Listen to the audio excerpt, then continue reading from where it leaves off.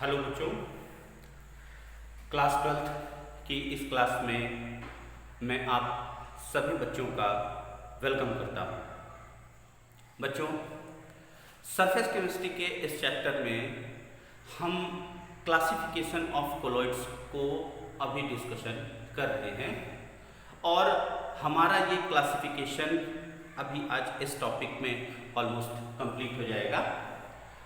Last video lectures में इसके कुछ पार्ट्स को मैंने आपको एक्सप्लेन किया था। As you are knowing that the classification of colloids, here you can see, and I request to you all also that please note it down, these all the things, all the points, all the notes which I am giving over here, आप सब अपनी copies में इसे अच्छे साफ handwriting में लिखते भी चलिए। As you are knowing that the colloids which are divided into three main categories. First one, on the basis of the physical state of dispersion medium and dispersed phase. ये हमने डिस्कशन किया है last class में।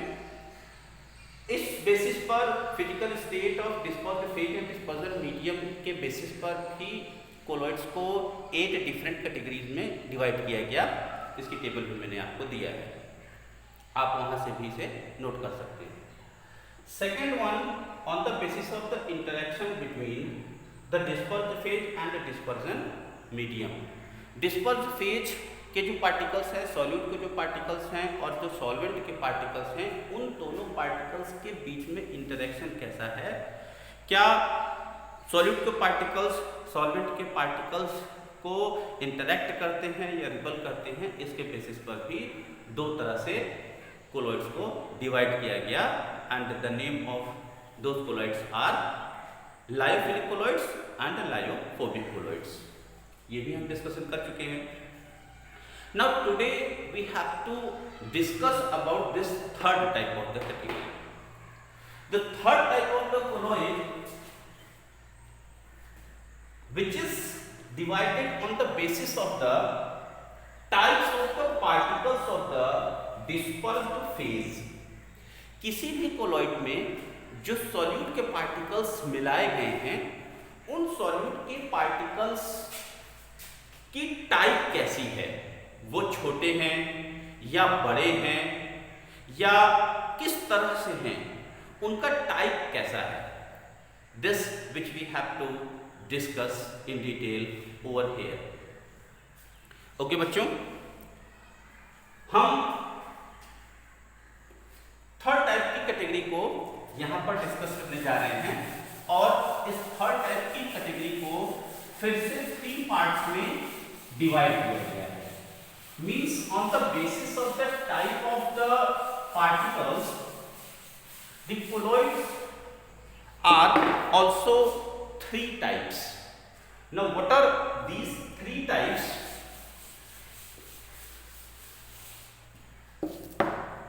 Number 1, type of the colloid is known as the multi-molecular colloids. First is the multi-molecular colloids. Second one is known as the macromolecular colloids. And number third type, which is very important topic, okay, that one is the associated colloids. इन तीनों से questions बहुत ज़्यादा पूछे जाते हैं exams में। इन्हें अच्छे से नोट करिए और इन्हें ज़्यादा से ज़्यादा समझने की कोशिश करिए बच्चों। So on the basis of the types of the particles, there are the 3 types of the colloids are there. First one, multimolecular colloids, second one macromolecular colloids and third one associated colloids. इन colloids को इनके नाम क्यों दिए गए, हम कैसे पहचान सकते हैं, इनकी डेफिनेशंस क्या लिख सकते हैं, इनके बारे में डिटेल्स अगर आती है तो हम उसमें क्या लिख सकते हैं, इसके बारे में हम यहाँ पर डिस्कशन करेंगे। First one is the multi molecular colloids.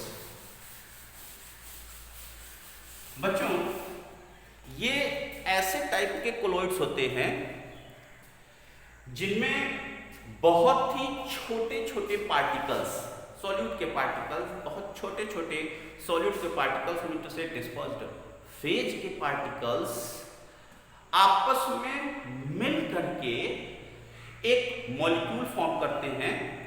इनकी जो साइज होती है, जो मॉलिक्यूल्स या इसमें जो एटम्स मिलाए जाते हैं, उनकी साइज, डिस्पर्स्ड फेज की साइज बहुत ही ज़्यादा छोटी, near about less than 1 nanometre की होती है। In the multimolecular colloids, the particles of the dispersed phase are less than 1 nanometre. अब ये पार्टिकल, जैसा मैंने कहा, जैसे यहां पर हम एक कोलॉइड बना रहे हैं। सपोज डिस्पर्स मीडियम हमारा जो है, उस डिस्पर्सल मीडियम में कुछ डिस्पर्स्ड फेज के पार्टिकल्स यहाँ पर मिलाए गए। फॉर एग्जांपल, इसमें गोल्ड के पार्टिकल्स, इट में बी सिंगल टाइप और इट में be the many type also. एक अकेले भी हो सकता है, एक से ज्यादा भी हो सकते हैं। सपोज उसमें गोल्ड के पार्टिकल्स के साथ में सल्फर के पार्टिकल्स भी मिलाए गए हैं, S8। The molecule of the sulphur, the formula is the S8। 8 atoms आपस में मिलकर के सल्फर का एक मॉलिक्यूल बनाते हैं। अब यहाँ पर सल्फर के फाइन पार्टिकल्स, बहुत ही छोटे सल्फर के फाइन पार्टिकल्स होते हैं, गोल्ड के बहुत ही छोटे फाइन पार्टिकल्स होते हैं। They are less than 1 nanometre length. अब ये पार्टिकल्स इसमें इधर इधर इधर इधर ऐसे घूम रहे हैं। बट जैसा आप ये भी जान रहे हो कि कोलॉइड के जो पार्टिकल्स होते हैं, they should be in between the 1 nanometre to 1000th nanometre. तो 1 नैनोमीटर से इनकी लेंथ छोटी तो है। अब यही इनके डिस्पर्स्ड फेज के पार्टिकल्स आपस में मिल करके एक एग्रीगेट्स बनाते हैं। एग्रीगेट मीन टू से कलेक्शन, ओके, एक्युमुलेशन, कलेक्शन करते हैं। जैसे कि गोल्ड के पार्टिकल्स हैं, अब ये आपस में एक जगह पर एक साथ पर इकट्ठे होते हैं, ऐसे करके इनके एक साथ ऐसे मिल जाते हैं। तो जब कई सारे पार्टिकल्स एक साथ मिल जाते हैं, mean to say there will be they form the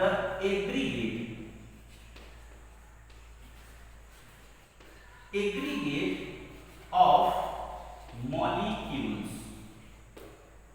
right. बहुत सारे पार्टिकल्स आपस में मिलकर के एक एग्रीगेट बना लेते हैं। तो जो एग्रीगेट बनता है, जो एक्युमुलेटेड पार्टिकल बनता है कई सारे मॉलिक्यूल्स एटम्स को मिलकर के, तो वो एक बड़े साइज का बनता है, जो कि कोलॉइडल पार्टिकल्स की कंडीशन को फुलफिल करता है। So this type of the colloids is known as the multi-molecular colloids। multi mean से ढेर सारे, मॉलिक्यूल्स, ढेर सारे मॉलिक्यूल्स आपस में एक साथ मिलकर के, कैसे मॉलिक्यूल्स जिनकी खुद की अपनी जो डायमेंशन है वो लेस देन 1 नैनोमीटर है, तो आपस में मिलकर के ये मल्टी मॉलिक्यूल्स बना लेते हैं यहाँ पर, और फिर इनका एक कोलॉइडल फॉर्मेशन यहाँ पर हो जाता है। ऐसे टाइप के कोलॉइड को हम मल्टी मॉलिक्यूलर कोलॉइड कहते हैं। ओके बच्चों, next one is the macro molecular colloids.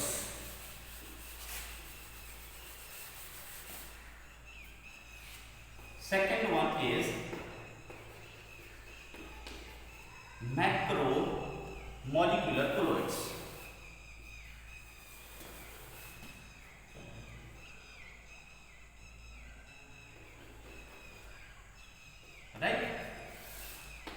Macromoleculars, इनमें कैसे कोलॉइड्स किस तरीके के कोलॉइड्स और किस तरीके के डिस्पर्स्ड फेज के पार्टिकल्स इसमें लगे होते हैं,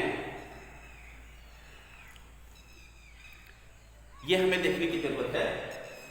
इनमें ऐसे कोलॉइड्स, ऐसे ये पार्टिकल्स इसमें ऐसे इस तरीके के डाले जाते हैं या बनाए जाते हैं जो बहुत ही बड़े बड़े होते हैं, जो पॉलीमर्स फॉर्म करते हैं। जैसे for example cellulose, starch, proteins, okay, इस तरह के पार्टिकल्स जो कि पॉलीमर फॉर्म्स में होते हैं। पॉलीमर्स बड़े बड़े particles, macromolecules, right, as its name हम यहाँ पर समझ सकते हैं। अब ये starch, cellulose, even starch, cellulose और प्रोटीन के बारे में आप बाद में भी और ज्यादा भी पढ़ेंगे। ऐसे ये मॉलिक्यूल जो होते हैं, ये मॉलिक्यूल्स बहुत बड़े बड़े होते हैं, इनके नंबर्स बहुत ज्यादा होते हैं। इन पार्टिकल्स को जब हम किसी भी डिस्पर्जन मीडियम में मिलाते हैं तो डिस्पर्जन मीडियम में मिलाने पर इनके पार्टिकल्स कोलोइडल सॉल्यूशन की पार्टिकल्स की इसकी कंडीशन को फुलफिल करती हैं, and then after they form a type of the colloidal solution. Then this type of the colloid is known as the macromolecular colloids. Okay बच्चों, next one is the associated colloids.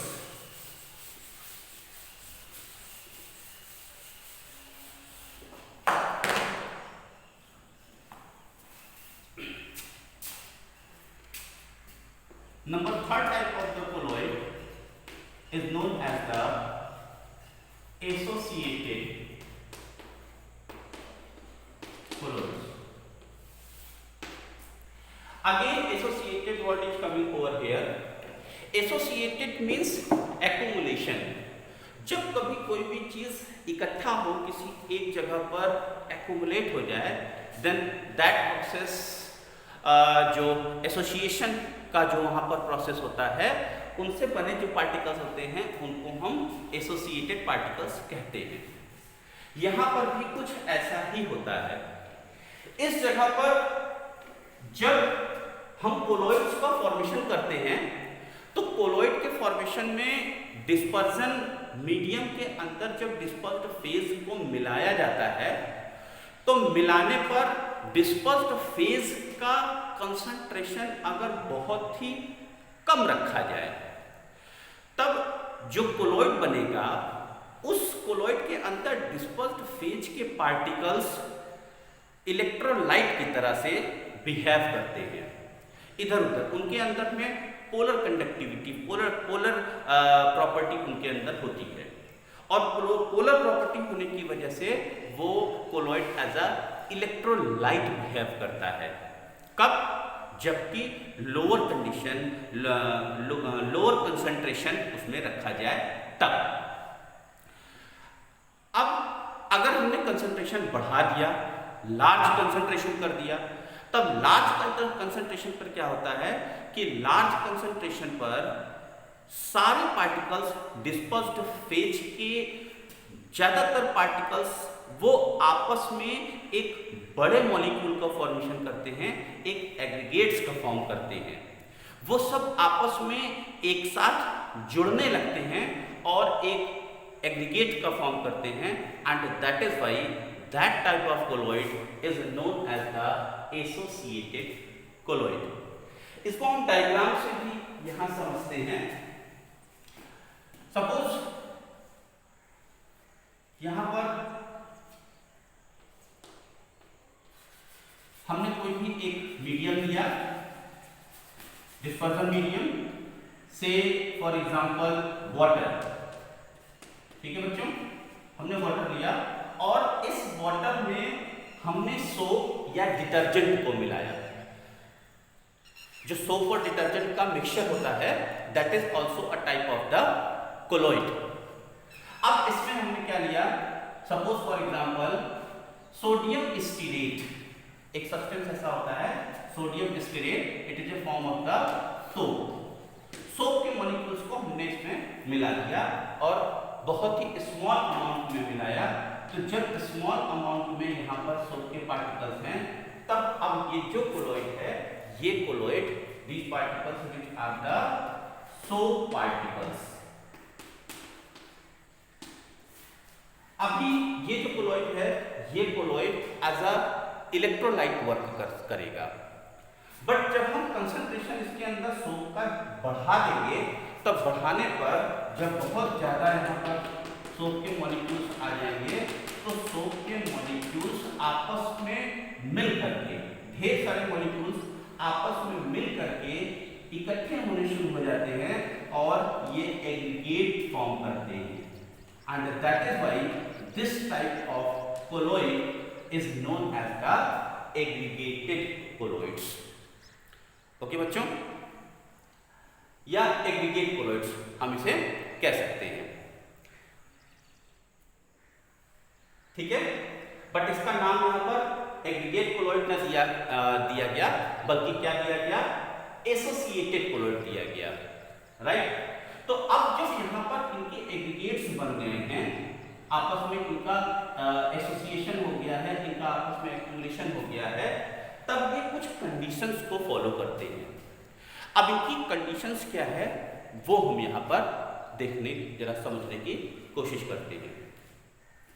बच्चों, ये particles यहाँ पर dispersed phase के जो particles हैं, ये dispersed phase के पार्टिकल्स जो इनका एग्रीगेट्स बनाते हैं, जो इनके बड़े मॉलिक्यूल्स एक तरीके से कई सारे इनके एटम्स एंड मॉलिक्यूल्स आपस में मिलकर के एक ऐसा स्ट्रक्चर बनाते हैं, उस स्ट्रक्चर को, इस फॉर्मेशन को यहां पर मिसल्स कहते हैं।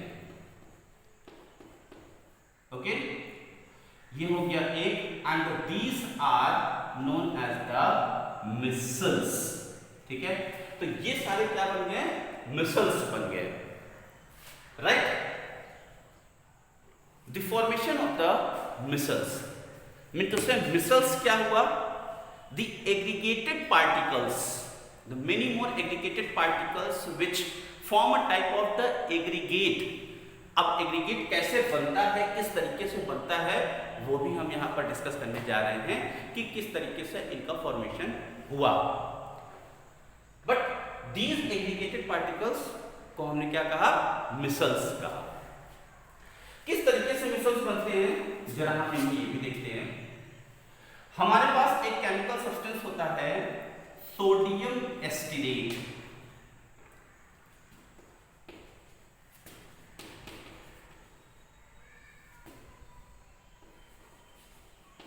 ओके बच्चों, sodium stearate, the formula of the sodium stearate is C17H35 COONA. Okay, it is a type of the soap molecule, right? अब इस सोडियम एस्टिरेट को जब हमने वाटर में मिक्स कर दिया, तो वाटर में मिक्स करने पर स्मॉल अमाउंट में ये टूट जाते हैं दो टाइप्स के आयंस में। इनके आयंस कैसे होंगे, इनके आयंस इस तरह से अलग अलग टूटेंगे, C17H35 COONA, और ये टूट करके this is reversible reaction also, टूटते हैं बनते हैं, टूटते हैं बनते हैं एक साथ। It will form into two types of the ion known as C17H35 COO minus ion. This ion is known as the stearate ion. क्या कहते हैं इसे, stearate ion plus sodium ion. This one, ये आप जान ही रहे हो, Na plus, that means known as the sodium ion. ये निगेटिव आयन और ये पॉजिटिव आयन। अब ये पूरी जगह पर यहाँ पर निगेटिव पॉजिटिव के आयन सभी जगह पर यहाँ पर बिखरे होते हैं, और आप ये जान रहे हो कि अगर एक ऐसा सॉल्यूशन जिसमें आयनिक क्वालिटी प्रॉपर्टी उसके अंदर अपीयर हो रही है, then that will react as like as the electrolyte, ठीक है। अब जब तो इनका कंसंट्रेशन ज्यादा कर दिया गया, बढ़ा दिया गया, there will be the number of the stearates ion, तब इन स्ट्रेट्स आयन के बीच में आपस में एक एग्रीगेशन स्टार्ट हो जाता है और वो एक मॉलिक्यूल फॉर्मेशन करने लगते हैं जो एग्रीगेट फॉर्म्स में हो जाता है। And that molecule you can say that aggregate, molecule तो नहीं कहेंगे, मॉलिक्यूल यहाँ नहीं कहना है, एग्रीगेट जो बन जाता है that aggregate will be known as the micelles. ठीक, अब मिसल्स कैसे बना ये हम देखते हैं।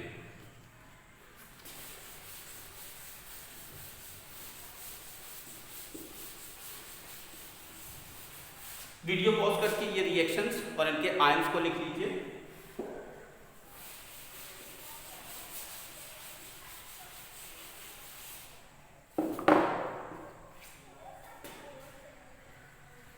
ये जो आयन है stearate ion and sodium ion, in ions का जो स्ट्रक्चर है वो कुछ हम यहां पर देखने जा रहे हैं।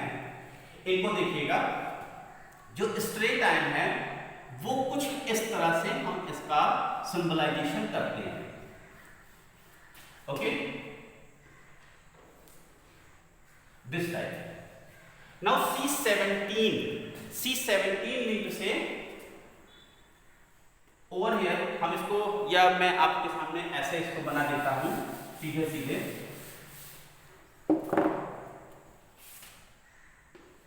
CH2 CH2 CH2 CH2 1 2 3 4 5 6 7 8 9 10, ऐसे करके कितनी बार 17 टाइम्स में। ओके बच्चों, ये वीडियो में थोड़ा बाहर चला जा रहा है, यहां पर इसके आगे जितना भी मैं बना रहा हूं CH2 CH2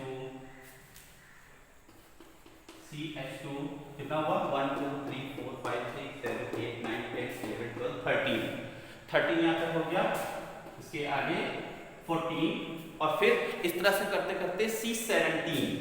तो टोटल इस तरीके से C17 टाइप्स में इस तरह से चले जाते हैं 1 2 3 4 5 6 7 8 9 10 11 12 13 14 15 16 एंड 17। तो C17 S35 यहां तक आ जाता है। फिर आगे COO, वो एक आयनिक यहां पर इंड हो जाती है। तो जो आयंस है this one it will be the negative charge. Now this stearate ion will contain the two types of two parts. This part from here to here, this part is known as the hydrophobic part. Okay, hydrophobic part, or you can say that the hydrophobic end, whereas this part will known as the hydrophilic end. Hydrophilic end.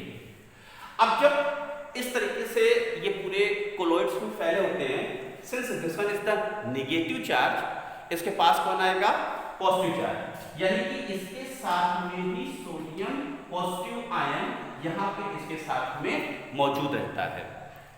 अब इनकी पूरी formations में क्या होता है, hydrophobic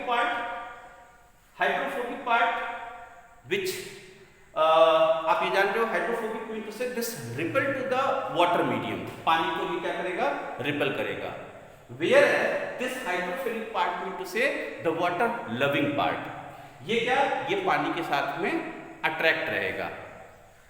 ये particles, पूरे particles एक साथ मिलकर के एग्रीगेट्स बनाते हैं। एग्रीगेट्स कुछ ऐसे,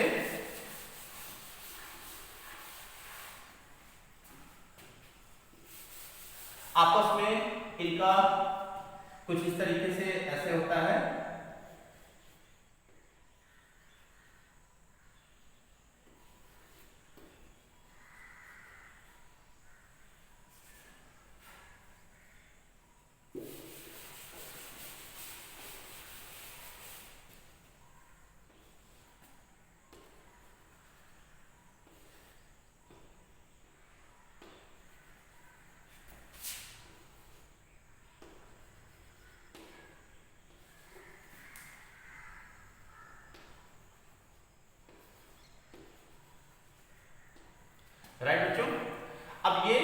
this one is the negative end. These the total which are the negative ends, whereas the sodium ion will present over here. Na plus यहाँ पर like this and like this total. ये जो पूरा formation हुआ, now this one, the total accumulation of these ions all together which make a type of the association, इन्हीं को क्या बोलते हैं? एग्रीगेट्स. अब ये जो एग्रीगेट आ गया, इस एग्रीगेट को हम बोलते हैं मिसल, राइट?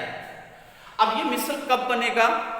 ये मिसल बनेगा एक ऑप्टिमम कंसंट्रेशन पर.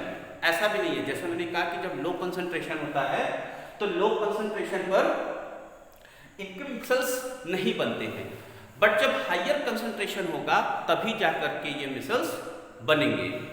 जब हायर कंसंट्रेशन हो, साथ साथ एक ऑप्टिमम टेम्परेचर भी हो, एक ऐसा temperature above which the micelles can form in the colloid.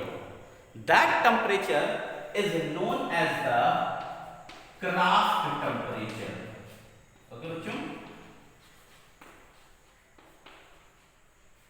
that one is known as the Kraft temperature. तो यहाँ पर एक हमें Kraft temperature की डेफिनेशन भी मिल गई, that the temperature above which the micelles can be formed.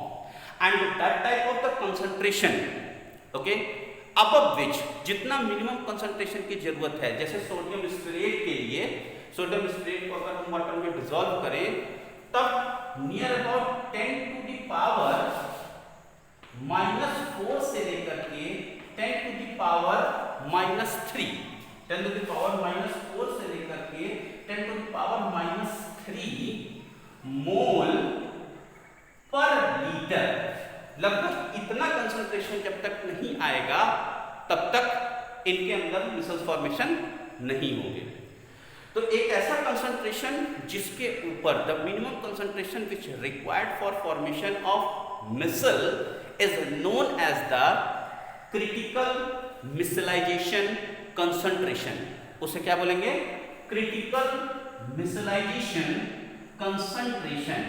In the short form we know as CMC, critical micellization concentration. Okay बच्चों, तो इस तरह से जो हमारे एसोसिएटेड कोलॉइड्स होते हैं उनके अंदर इनके मॉलिक्यूल्स आपस में मिलकर के एक एग्रीगेट्स बनाते हैं, जिन एग्रीगेट्स को हम मिसल्स कहते हैं. I hope that you have understood this thing. नहीं समझ में आया है थोड़ा बहुत, फिर से वीडियो को रिप्ले करके देख लीजिए और इसकी नोट्स अच्छे से तैयार कर लीजिए. सोप फॉर्मेशन इसी से ही सोप की जो फॉर्मेशंस जब हम सोप घर में यूज़ करते हैं और उससे जो सफाई जो हम करते हैं घर में, वो भी इसी से रिलेटेड है, मिसल से ही रिलेटेड. ठीक है बच्चों, आज की क्लास के लिए इतना ही. Thank you.